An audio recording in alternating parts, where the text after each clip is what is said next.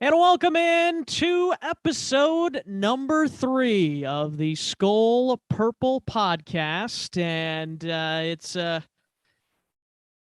quite the episode that we've got coming up for you, as we are going to be talking about everything you can think of in relation to the Vikings and the moves that they've made and the moves that they have to make. As, of course, we got the news this morning, gentlemen, that Mike and Rick both out, not just one of the two, but both of them are out. And first of all, how you guys doing? How you guys doing after this Monday? The news you got this Monday. I mean, what a day it was today. Made my Monday at work go a little bit better. I was probably on paying attention to what's going on, probably a little bit too much, but it was a news-filled day, and I loved it. Yeah, Chris, how about from you? Yeah, when I think it was like right when I woke up, I saw the tweet. Mike Zimmer and Rick Spielman both let go, and then I had my whole drive to work to think about it and just be like, okay, it's time. You know, the new era is upon us, and I can't help but say it was like one of the best days I've had in a while. But no shade on Zimmer. It's just that promise of like what's to come. But of course, everyone, I'm with everyone in like saying thank you to Zimmer for everything he's done over the past 8 years, and thank you to Rick Spielman. I loved seeing their statements and everything. So, yeah. Yeah, it was a lot of fun to kind of reflect a little bit, I think, on just how much success both Zimmer and Spielman brought to the Vikings compared to what it was when they came in for those ever since Brett Favre left for those 2 to 3 years there, or even that year of when Favre was there in 2010, and it just was a complete and utter failure. So ever since that point, the Vikings, those 3 years, were really looking for a head coach and a direction. And obviously, Spielman was a part of that direction at the time, but he knew he had to make a decision to bring in somebody different other than Leslie Frazier, who, God bless him, is a really great human being and he's a really good defensive coordinator, but he is not a head coach. He is not the kind of guy to be a head coach. But now we also know that maybe Mike Zimmer is not the man to be a head coach, or at least not with the Vikings. So, and I don't really foresee him being a head coach, at least not for a couple of years. But yeah, I'm just curious what you guys think about where his next steps are. And I know we briefly talked about that yesterday. Do you think there's any chance he sits out of football for a year? Chandler? That's tough to say. I think he left the Vikings knowing what he built and what he had, but just like he said in his statement, didn't get the job done. And ultimately, that is what cost him his job with the organization. I don't know. I think he probably takes it. He probably does what Doug Peterson's doing, what now Mike McCarthy did.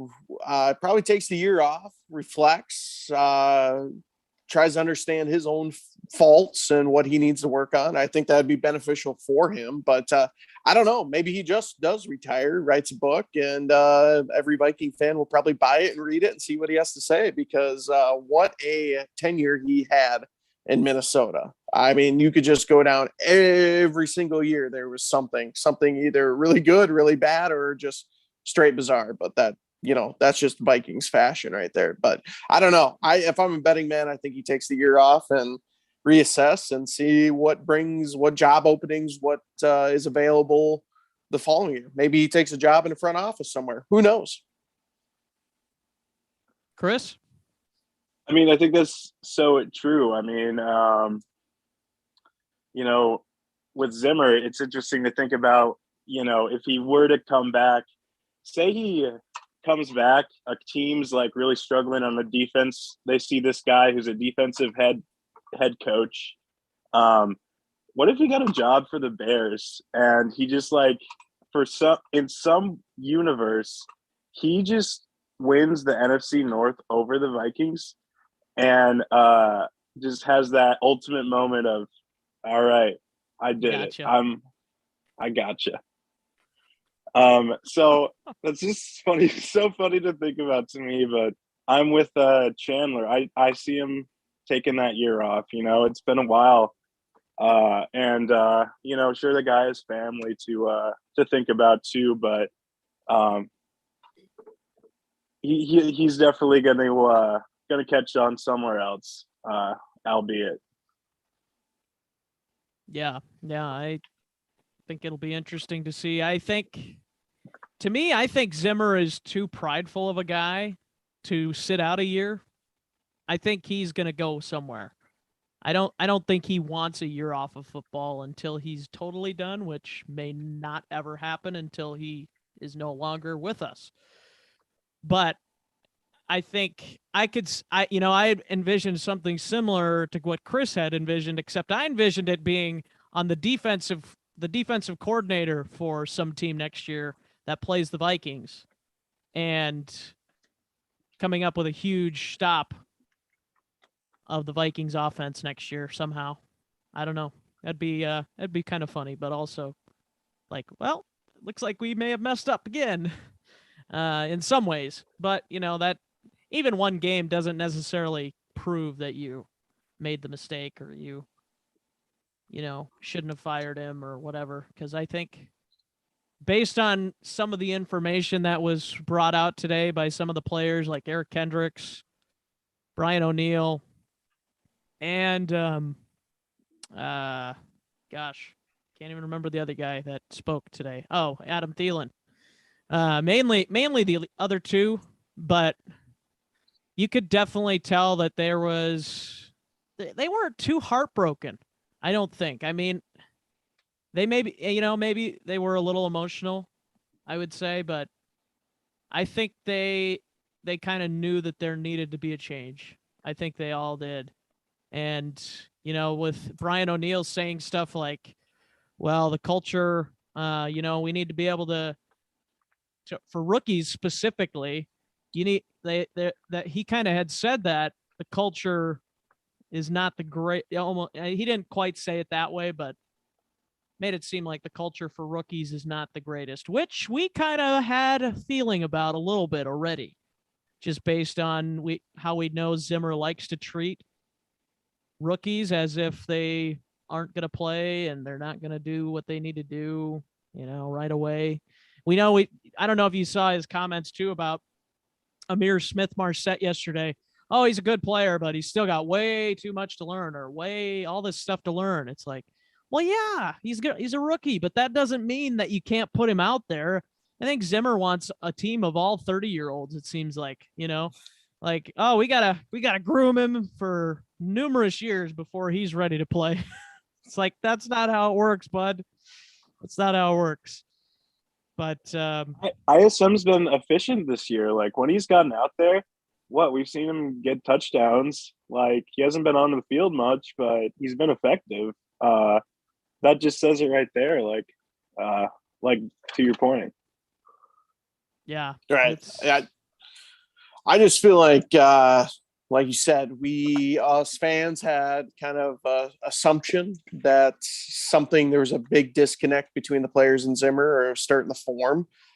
There's been plenty of reports that are leaks that are starting to come out. Like this has just been boiling for years now, that there's just been sort of a disconnect between the players and Zimmer. Now, I think they respected Zimmer and played hard for him. I thought that was clearly the case, but at some point there was a tipping point and it was time to move on. And I think ownership saw that and was like, all right, if we don't do something now, we're just kind of going to be stuck. So making this move now, it shows. And now I feel like there's just going to be more reports coming out in the next few weeks of players probably not going on record saying anything, but there's probably going to be more reports of players giving their true feelings about how it was ran. Now it could be worse. Well, we're way worse than what some other teams go through, but I feel like we're going to start getting more of those stories of the disconnect and miscommunication between the players and Mike Zimmer. Yeah. Yeah. I would not be surprised. I don't know if you guys have watched Alex Boone on Purple Daily yet. He has some interesting takes on Mike Zimmer, of kind of a where Mike Zimmer's a my way or the highway kind of a guy, and that's not too surprising. But some interesting stuff. I'm looking forward to hearing him tomorrow with that. But just to hear his thoughts, see if he's got any more stories. It's always interesting to me to get former players like that who played for him for only a year. But I think if you asked Eric Kendricks, I think there was a falling out between him and Eric Kendricks, or at least the relationship wasn't as good as it could have been. And I think that probably could be said for a lot of players with Zimmer. And, I agree totally with you where these players respect Zimmer. They respected Zimmer a lot. However, there's a point when the respect goes down because you aren't doing enough to reach out to a player. You're not doing enough to say, okay, this is what you need to improve on. This is, and maybe there's too much of that. Maybe there's too much of the coaching and not enough of, hey, dude, how's it going?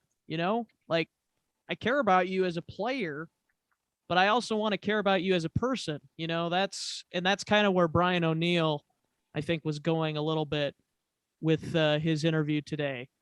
And so I think the coach, whoever it is, and I think this is something with the Twins, with Rocco Baldelli, like, this is one thing that he does really well, is he relates to players really well. And I think that's something you want as a coach. And now we could get into Rocco Baldelli and maybe some faults there. But that's one trait that I noticed with Baldelli that I would like to see an NFL head coach for the Vikings have, among other things, with the culture and the communication, the constant thing with Mark Wilf. I don't know if you guys watched the video with him, but a constant thing that he kept reiterating was, constantly was, what was it? It was, I'm trying to think of the 3 words exactly, but it was, well, mainly it seemed like he wanted a leader that was going to be leadership. able to communicate. Leadership was the main thing I took out of what Mark Wilf was saying today. Yep. Not saying Mike Zimmer wasn't a leader. He was definitely a leader of men. But again, there was that disconnect on a personal level. It just felt like it was always coaching based off of what the comments by Eric Kendricks and Brian O'Neill today. It was constant coaching, but there wasn't that personal side. So I think bringing someone in that's going to be a leader, but is also not there to be your friend, but, will sit you down. It took how many years for Kirk Cousins to go into Zimmer's office and watch film with them, like having some sort of connection with the players. And that's the main takeaway I felt like I got. They want more communication, collaboration, and leadership. Yep. There it is. Yep. He's got it. And he remembered. At least someone you did. You said it. I mean, dude, when Eric Kendricks was talking in that interview, it was like, I think what stuck out to me was he said that it was a lot left out, between that relationship between him and Zimmer. And that leaves a lot open to interpretation for me. Like, does that mean like he didn't really look to Kendricks, when thinking of game plans for the defense? Did he, not, like you said, reach out personally enough? We'll never really know. And that's just one thing that you guys, I think, summed it up really well. We're looking for out of a new head coach is, that leadership, like that Baldelli style player morale kind of vibe, relatable, but also that, go get him leader that we really want to see on this Vikings team. So. Yeah, absolutely. That's what we're looking for. We're looking for a leader, but we're also looking for someone that, you kind of want a little bit of Mike Zimmer and whoever your next coach is too. Like you want him to be able to say the facts, state the matter of fact, be blunt when necessary. But not everybody is going to respond to that coaching style. Like that's just, and I think maybe Eric Kendricks was one of those guys that was not going to respond to, very matter of fact, this is how it is and this is how you got to do it. And there's no ifs, ands, or buts about it.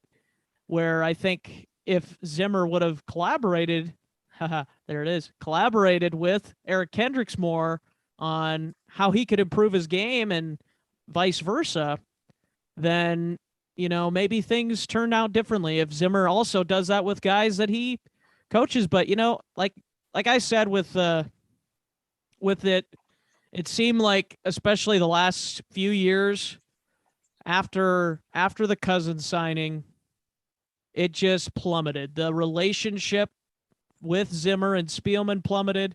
You saw the draft picks the last few years. They have, I'd say probably 3/4 of those draft picks have not been as good, or if they've been, good draft picks, Zimmer hasn't used them in the right way, or he hasn't developed them in the right way. And I think that is not what you're looking for in a relationship, which is why I was so adamant on they needed to get rid of both of them, because Zimmer and Spielman weren't seeing eye to eye, and I don't think Spielman was ready to blow things up if need be, which I'm not saying the Vikings will blow things up, and by all indications, by what Mark Wilf said today, I'm guessing they're going to keep a lot of the roster intact, but maybe you bring in somebody at quarterback that's different. I don't know. Anything else that you guys thought of or that stuck out to you from the press conferences today? I mean, not necessarily a press conference, but I was a little surprised, along with a lot of people, that Spielman was completely let go. I thought they would just reassign him within a different role within the organization. But I think ultimately it was a good move just to completely cut ties, rip that Band-Aid off, let them both go. It's interesting where we're at right now. This hire of a GM and coach it's the biggest decision in probably franchise history. Like, I was listening to someone talk earlier today. It's, we sit there and mock and laugh at all these other organizations that have struggled and failed for how many years, that have Super Bowls. And it's easier for us because we've had some sort of stability, winning 7 to 10 games per year, which some organizations would kill for that. This next hire could dictate us either taking that next step forward or completely going backwards. Yeah, and that brings up a good point, which I've been thinking about talking about and never have talked about in these 3 episodes so far, which is the Vikings fans that are in that mindset, like you said, where, okay, well, this is the best our organization has been in so long with that 7 to 10 wins. And, this is the best quarterback we've had in several years because, we've had such bad quarterback play, which the bar is not high. I'm sorry, it just isn't. Regardless of how you view Cousins, he's better than many of the quarterbacks the Vikings have brought in. But here's my thing, is just because one of these guys, just because Zimmer is better than the last head coach you had, just because Zimmer's been better than many of the head coaches you had, just because Cousins is better than the last 3-4 quarterbacks you had, just because Spielman's better than the last GM, that does not mean that it can't be better. That does not mean that you can't improve. And I think that's what the Wilfs finally said. I think that's what they were like. It's nice that we are, not totally incompetent, but we expect championships. And that's exactly what Mark Wilf said today. He says, not only do we expect championships, but the Vikings fans expect championships. We expect championships. We don't have them, but we expect them. we expect the Wolves to be going out there and trying to better this franchise, but I do want to say I do appreciate them sticking with Spielman and Zimmer for a reasonable amount of time. Now, maybe you could argue that they stuck with him for too long, but I like the continuity because that says a lot to somebody as a coach or a GM when you're trying to bring them in and trying to give them their job. And not only that, of course, we know how good the roster is built. So with a combination of that and the continuity that the Wolves have shown to both Spielman and Zimmer, like the loyalty, if you will, I think that says to a GM or a coach, like, that's a place I want to go. That's where I want to be managing a team. That's where I want to be coaching a team, because I know that place will give me a fair shot. Because if you look at Miami, what they did today, Brian Flores, really? You're going to fire him and you knew you were a rebuilding team? Like, did you really expect the Dolphins to do anything significant this year? Maybe make the playoffs? Like, but did you expect them to do anything more than that? I mean, I certainly did. And they almost got to the playoffs. They almost got there, but then they're like, you know what? It's not good enough. Well, I would have given Flores at least one more year. One more year, get us to the playoffs at least, and maybe get us a playoff win. But I would have said one more year at least for Flores. So that's why I like the Wolves. And I think that's why, maybe a coach like Flores, if the Vikings are interested in bringing him in now, which we can get into that. But I mean, I'll say real quick, Shuby, that the one thing with Brian Flores, I think he's a great coach. I totally do. I think he got screwed out of Miami. He should have been staying there. I totally agree. My only concern with him right now is that whole relationship with him and the GM. That sounds a lot like what was going on in Minnesota. That's concerning. Yeah. There was some disconnect there too, but it seems like, again, the players loved him and played hard for him. As you can see, a 1-7 start, and then they won 7 games in a row. So that's my only worry is I just want who's ever next, whoever it's going to be, that GM and coach are on the same page. And there's that collaboration there. There's that communication. That's what I'm looking for. And you mentioned Brian Flores. Like, I think I saw today that, Deshaun Watson was interested in the Dolphins when Flores was head coach. But now that, Flores is not there, Watson is not interested anymore. Not saying that Watson will ever play in the NFL again, because who knows on that situation. But I think it just speaks to, like, these coaches and the relationships that they, have with players. Considering that we're in a situation where we're getting a new GM and coach in, and likely, going to see some movement within our quarterback depth chart and everything like that. So that kind of guy like Brian Flores, who, has that kind of relationship with players, maybe he knows a quarterback out there that needs a trade, I'd love to have Brian in as a Vikings head coach. Yeah, looks like you're having some issues there with your video, Chris. There you go. Yeah. There he's back. All right. Sorry.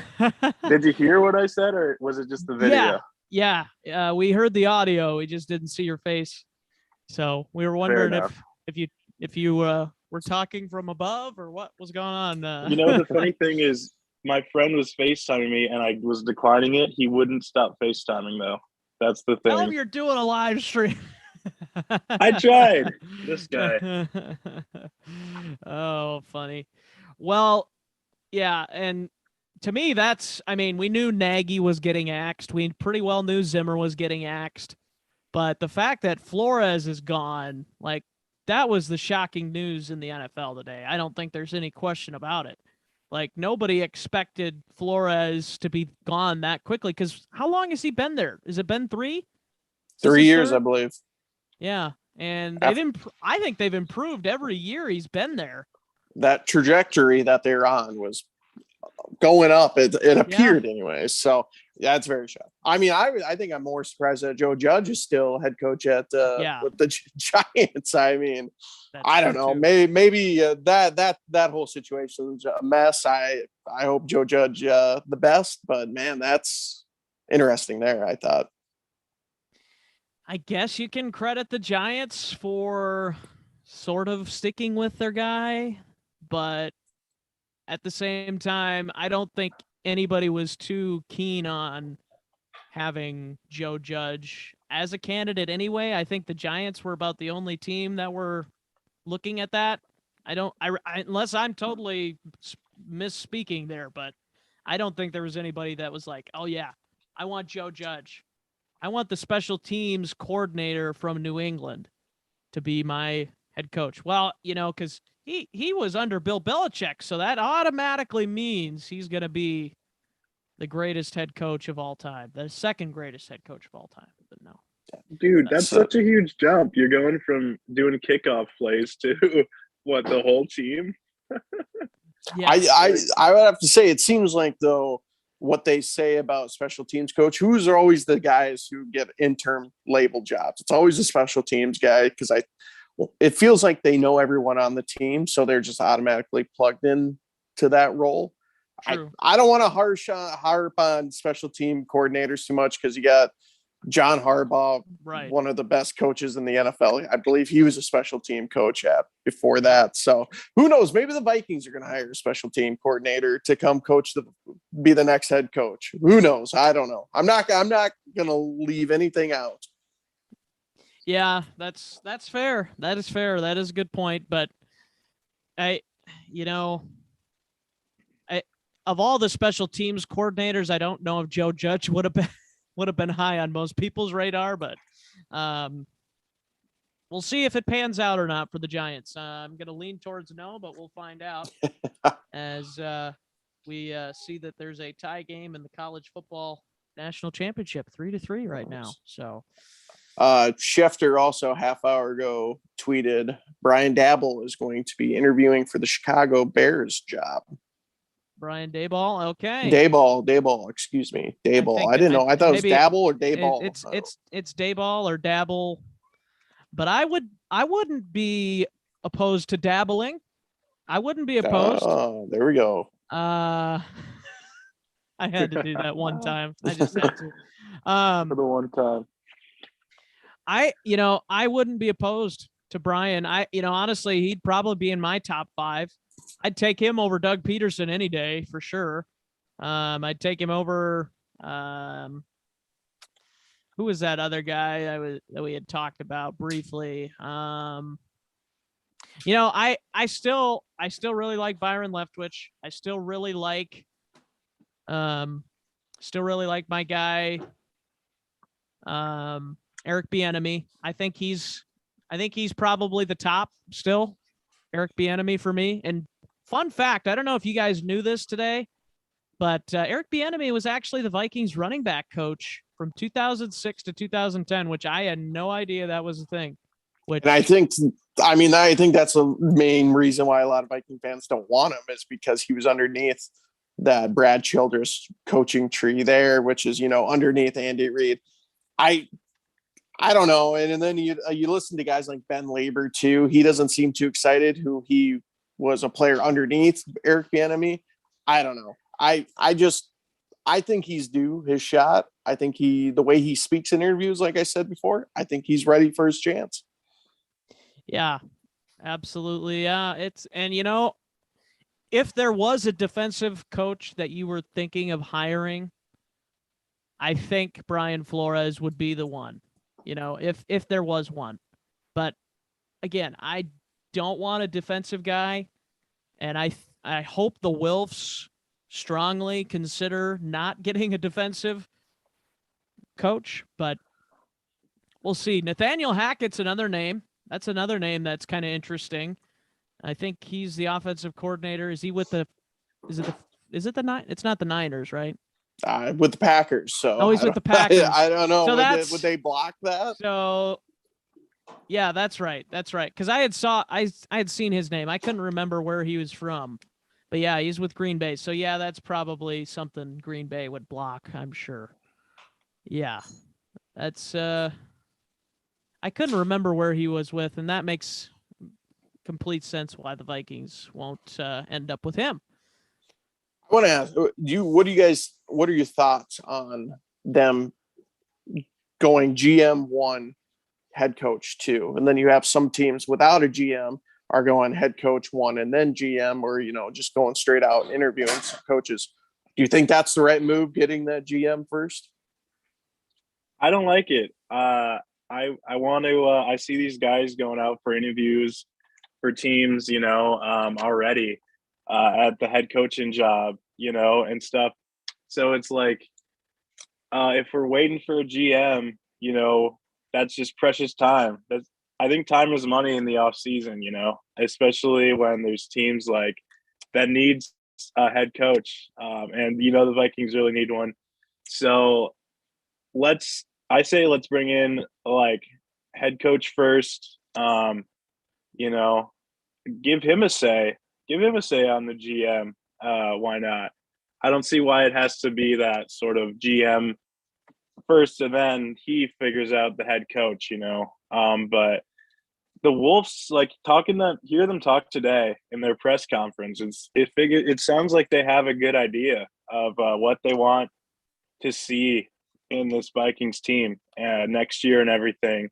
So if I'm the Wolves, I say let's, as owners, step up and sort of make a head coaching decision now and give us more options, because I feel like if we wait much longer, guys will get offered and want to be into a situation. And that being said, we have such a good situation here. This is like, you can get a new quarterback. You got so much talent on our team. So we're like a prime coaching opportunity that I think is desirable for a lot of people out there. Yeah, I think it's got to be GM first, because I want somebody from the outside's opinion. But they need to hurry up. They really need to hurry up. Like Chris was saying, like there's interviews happening already.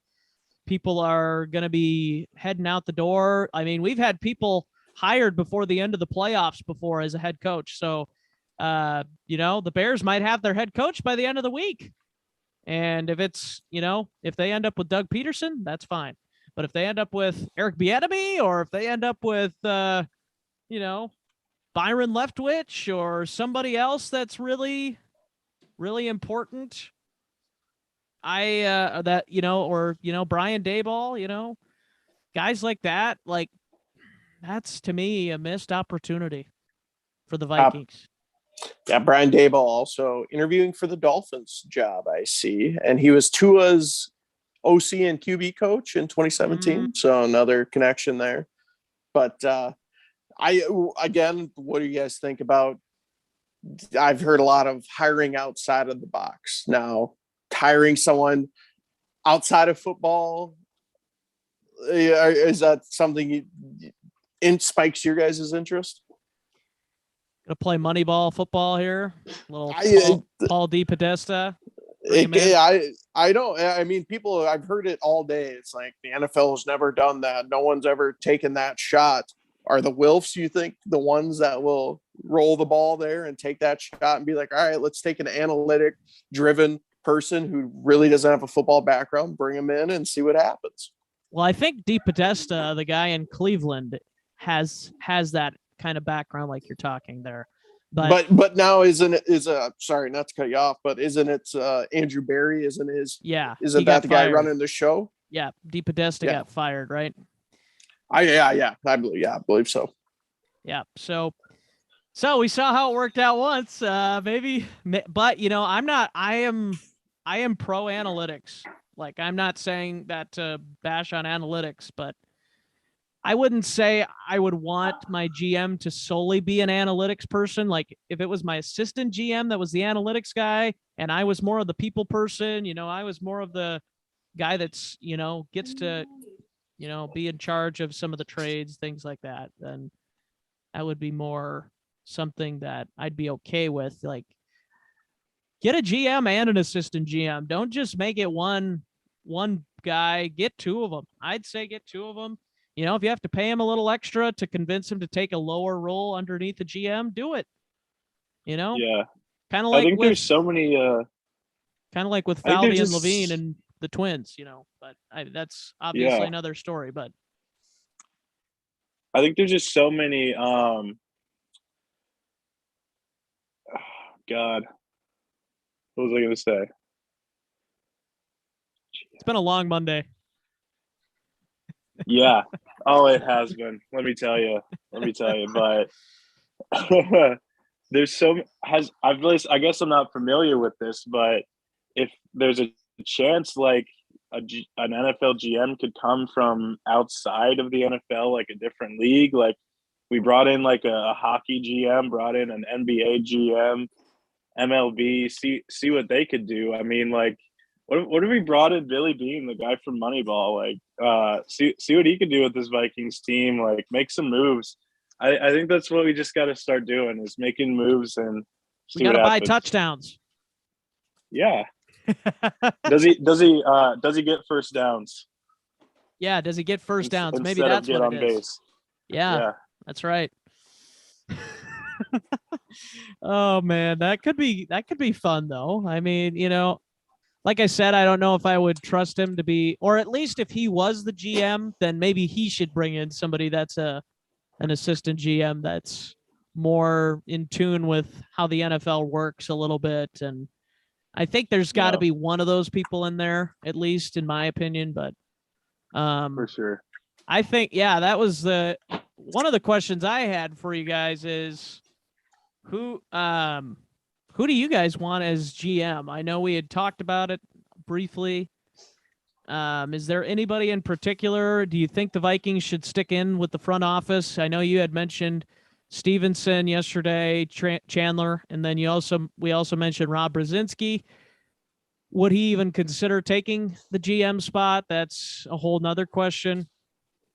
But Well, it sounds like now that Rob Brzezinski's the one in charge leading the search firm here, which I thought that was the best outcome. You know, the Bears are taking the Bill Polian approach and bringing him in and interviewing candidates. But I think I like the idea of doing this within the organization, making that choice, not bringing an outside firm in. You know what works best for your organization. So do that search. And I think you have to trust Rob Brzezinski. And I think I can't remember the other guy's name. He came over from the Blue Jays. I believe it sounds like those two are leading the search.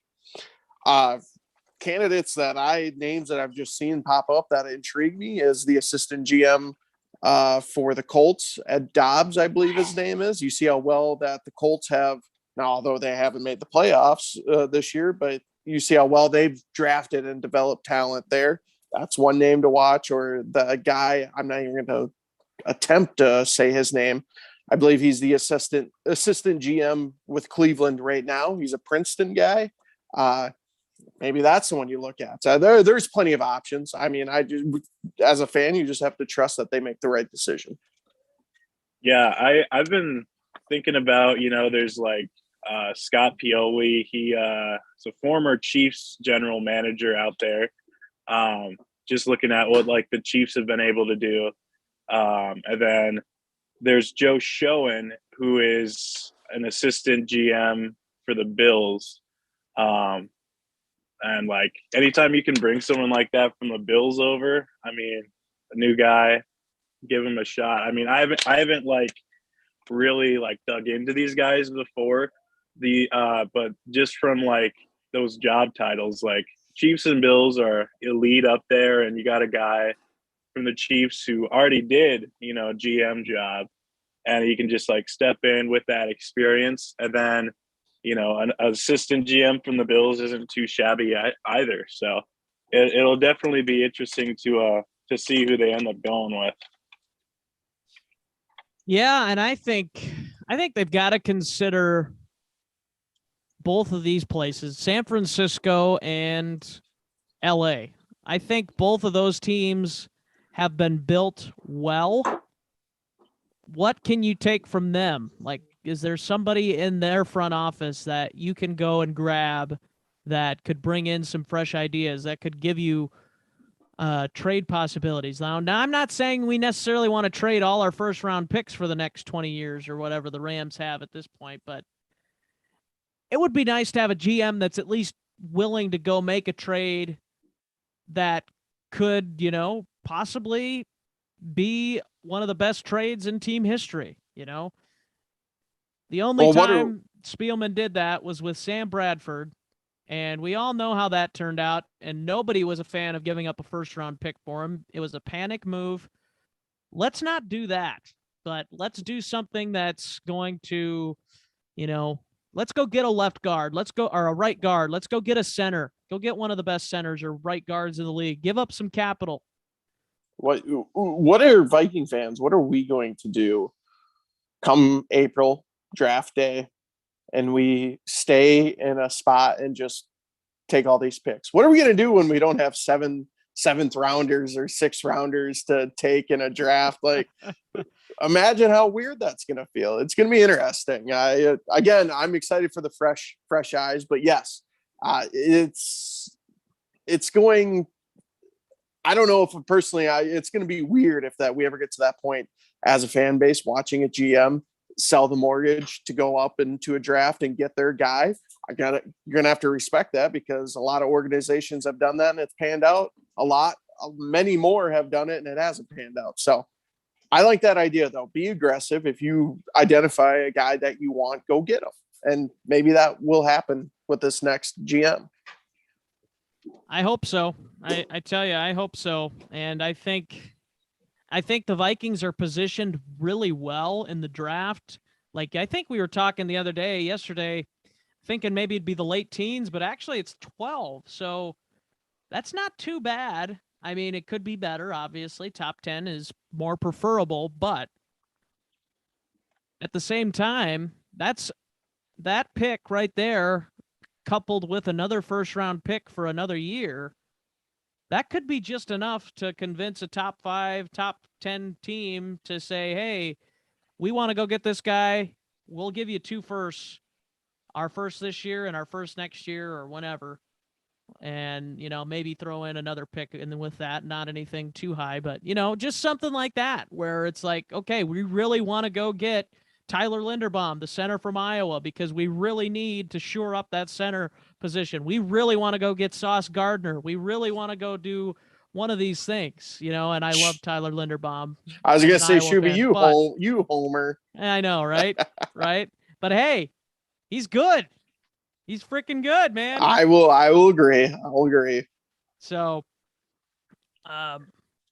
hopefully playing in that bowl game didn't cost him. He got a little hurt in that game, but, you know, we can get into, you know, the idea of that at another point. But, oh, yeah, go play in a meaningless bowl game. How dare you think about your future? How dare you risk millions of dollars? How dare you not risk millions of dollars for one meaningless game that basically is for pride? You know, like, come on, guys. Kirk Herbstreit, Desmond Howard, give me a break. Kids just don't love football anymore. Yeah, they don't love football. You got to make the advertisers money, man. Gotta keep those commercials going. Hey, I think advertisers will still televise it because people are still going to watch it, I think, no matter who's playing, really, for their team. But at the same time, you know, it's like Kirk. It's like, well, when's the last time you did a broadcast for the love of the game? You ever take a discount over there because you're going to go do this or whatever? I don't know. It's like, goodness sakes, man. If Kirk was in that same position, I don't know if he would be saying what he's saying. I think he'd be going to take the money. I mean, I would if I was in that situation. I think most of us would. You know, you're not guaranteed that you're going to be able to make it through. I mean, Jalen Smith, I think, is a perfect example too. I believe he got injured in that bowl game, right, with Notre Dame before he came out. and cost him his career, really. I mean, he had some okay years with Dallas, but I think his career could have been a whole lot different if he didn't tear his ACL in that bowl game. But I agree. And I mean, if you have the game on right now, you just saw an Alabama receiver just go down with a non-contact knee injury, and it looked pretty bad. So I don't know what year he is or who he is, but just another example of that type of situation. Yep. So, Dude, when you were saying Kirk, I thought you were talking about our boy Kirk, Captain Kirk. Yeah. For a I sec. suppose we should probably talk about the Vikings a little bit more since that's what we're talking about. But back to Kirk Cousins, what is this new GM going to want to do with him? What that $45 million going up against the cap when you have depth issues? What do you think what's it gonna happen? Will Kirk Cousins play out his contract, take a pay cut? Will he get extended? What do we think? I think there was a really good tweet that Carson, you even retweeted. It was like, if you're gonna bring in a guy like Kirk, you either gotta get a lot of draft picks and draft starters, not guys that are going to be projects, or two, what was the other one, Carson? You probably remember. Or two, you have to have a quarterback that doesn't take up so much of the cap, so you can you can spend more money on the players that you want around him. So, and the thing too, and we had mentioned this before, Kirk does not raise his team up from from 8-8 to contender. We've seen that, and he's got to have a better center. He's got to have a better right guard. He's got to have this. He's got to have that. And who knows, is that even going to be enough for Kirk Cousins to win a championship? Like, how much more do we have to spend, and how much is he actually willing to give up out of that contract? And I don't think he's willing to give up as much. I mean, he says he wants to stay a Viking the rest of his career, but if he can't take a pay cut down to $25 million a year, and I would even consider maybe going down lower if I'm the Vikings, just based on how much cap they need to create. Don't bring him back. Don't bring him back if you can't trade him, don't bring him back after that year, after that final year. I think if you're the Wilfs, when you're making this decision as GM, at the GM position, you need to talk to him about, okay, question, what are you going to do with my quarterback that's going to make $45 million next year? What are you going to do with him? Because he's either going to be playing till he's 36, probably by the time his next extension's done, depending on how large it is, or you're going to trade him, or you're just going to let him play out. I mean, those are the only three options, obviously. I would try and trade him for as much as you can get. I've heard the Matthew Stafford trade is a possibility, like kind of trying to ask for that, like start there and go down for, if that's too much, then, maybe just one first rounder, but I just can't see keeping Kirk Cousins after 2022. I just can't. I like that. And I like that comparison between Stafford and Kirk, that they've both, shown that they're talented. But I mean, this year with Stafford, he's had moments throwing interceptions, so much. And, and then Kirk, he's had his moments too. So like, if there's a good asking price, I think you said it well, that it's that sort of caliber player who's, on the sort of backwards half of their career, and has shown a lot of talent, but doesn't necessarily have the production in the postseason that you'd expect from another quarterback. So yeah, that's a perfect comparison. Yeah, and I'm saying that same package. I don't know if you kind of understood what I was saying. The same package that the Rams had to give up to get Matthew Stafford. Right. Okay. Yeah, exactly. Gotcha. Yep. Just wanted to clarify that. I'm just in terms of like, they're both on that equal, like skill level where I see Right. Yeah. All right, Chandler, quickly before we go, what do you think of that situation? I mean, you look at this year and where this team was, how many close games they lost, and it wasn't all Kirk's fault. Salary cap number is a big concern. It's just you got to replace him somehow. You can't just throw anyone out there. So how do you replace him? How do you get a team that's going to want to say, yes, we'll give you, say, a first rounder, but you need to eat up some of the salary cap for us to accept that? How do you find a suitor for Kirk Cousins? There's a lot of ifs.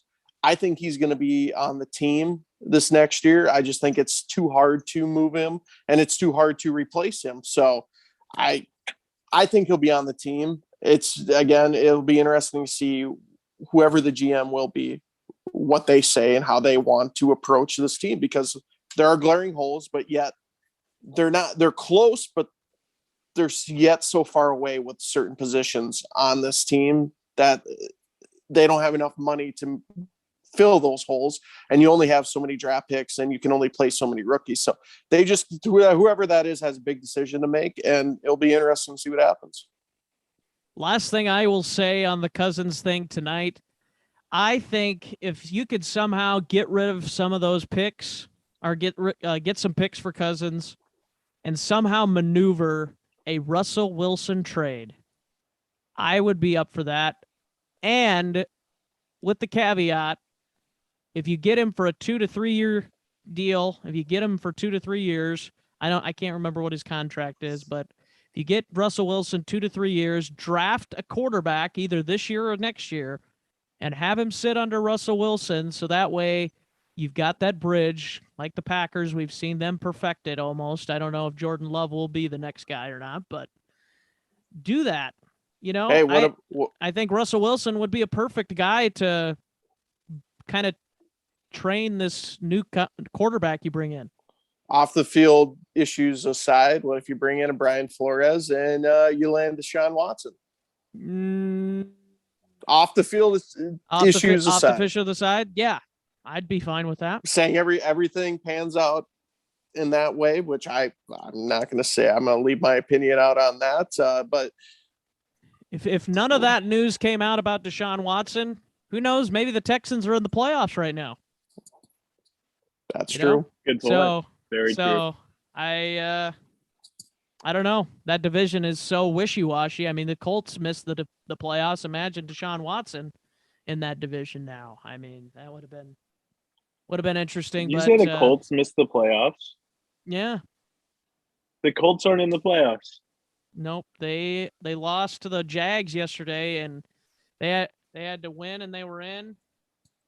If they lost and the Steelers won, I think it was, or something like that, then the Steelers were in and they were out. So, dude, that was like my Super Bowl pick. I was like, after watching them play, and seeing Jonathan Taylor work. I mean, I thought Carson Wentz could, do something, but man, that sucks. Newsflash for you, Chris: star running backs don't win Super Bowls. I mean, it wasn't just that. Their defense too, man. I love Jonathan Taylor. Super Bowls. Let me just say that, though. I do love Jonathan Taylor, but you tell me the last time a star running back was on a Super Bowl winning team. A star running back like that's been really good for multiple years, like an Adrian Peterson type. And the only guy that comes to my mind, Marshawn Lynch. Wow. Wow. Good point, Shub. Good point, Shub. I'll give you that one. So the formula is a good quarterback, or at least a decent quarterback, with a good offensive line, and you could plug anybody at the running back position. I mean, maybe not anybody, but anybody in the draft, a UDFA, undrafted free agent. I'm gonna die on that hill. Running backs aren't that important, but gentlemen, I'm going to call it for tonight. We are going to have so much time to talk about this stuff. So we're going to call it for tonight. As we expected this morning, again, Rick Spielman, Mike Zimmer out of town. And we're looking forward to. Okay, one question left. One question. How soon do you think they make the transition? How soon before they hire the GM? I'm going to say I don't think they're going to hire a GM within the next 2 weeks. I think they should hire him, honestly, by Monday, really. But I don't think they're going to hire one within the 2 weeks because, based on what I heard, they need time to do the research and be thorough. We'll start with you, Chris. Yeah, man. I think it's gonna be up, like, even seeing what the Wolves said today, that they would, like, about the process and everything. It'll be a slow process, but a thorough one. Not, I don't think they said slow, but thorough. But we can expect it to not be like this week or anything like that.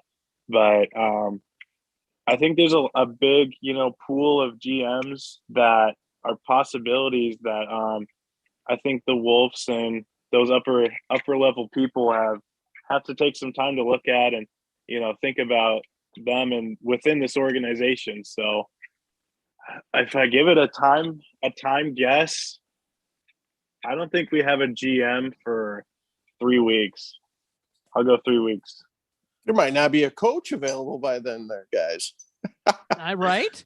I'm thinking. I think they get this done quick. I think they'll identify a guy they want. I think they'll have their next GM by middle next week. That's my prediction. I think they get it done quick.